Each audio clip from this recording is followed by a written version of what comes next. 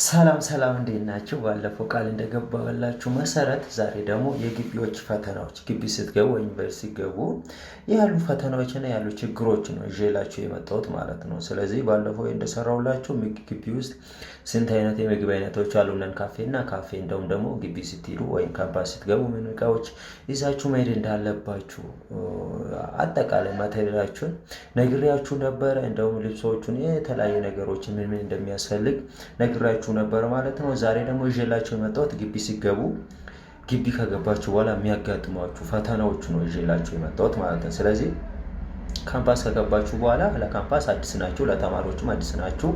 ስለዚህ እስክትለማመዱ ድረስ ምን ነገሮች ያጋጥማችኋል የምለውን ዛሬ ደግሞ አብረን እናወራለን ማለት ነው። እስከ ቪዲዮ መጨረሻ አብራችሁን ቆዩ።